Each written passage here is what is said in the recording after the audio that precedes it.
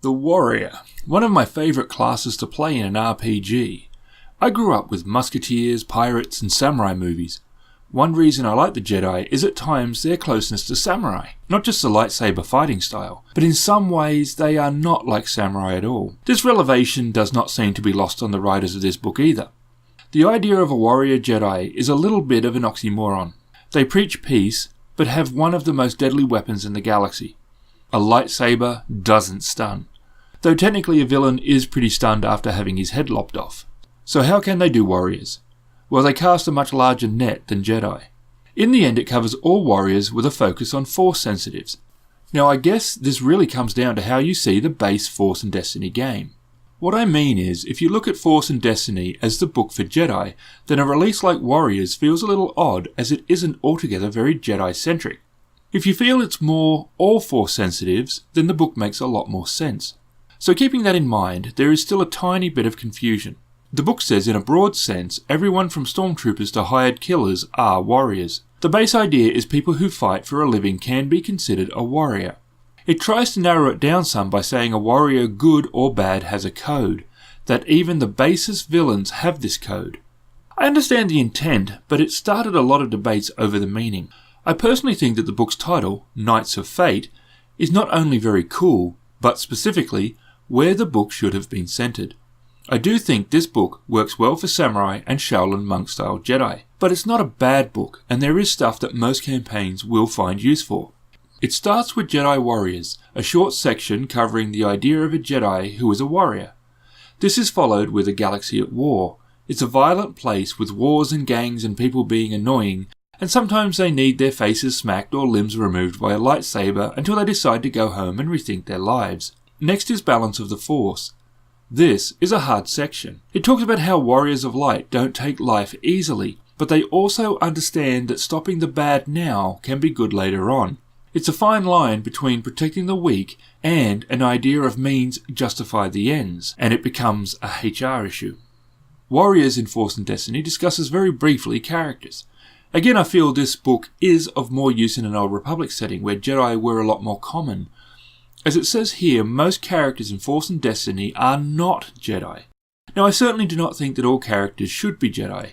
I also do not think that if you have not made a Jedi that you are missing the point. Not at all. I do think that Jedi are best for a Force and Destiny game, as other characters who are Force sensitive can fit very well in Edge or Rebellion, but there is a lot of space to play and your choice of character is totally fine. Legends of Battle talks about some of the most famous warriors in the setting. This does not include stats, only a brief discussion of concept. Luke Skywalker to General Grievous are mentioned. Overall, this section of the book has some very good ideas in it. Warriors of Light is the meat of the book.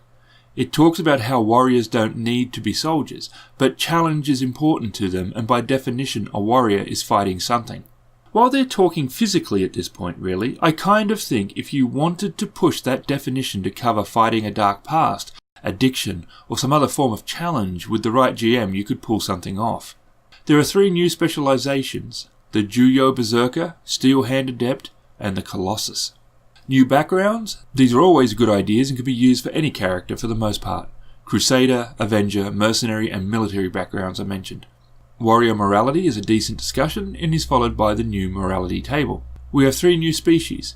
The Mikian, the Phodoian, never seen that one before, and the massive Do'Utan, which are a natural choice for the Colossus class because they are huge. The species sections are good in all the books covering the stats and game mechanics, but then a lot of info about their society, physiology and homeworld. I would like a small section on where they were first seen, or the most notable thing that they have done, as there is a lot of races, and while I know a lot, there is still ones that slip through the gaps.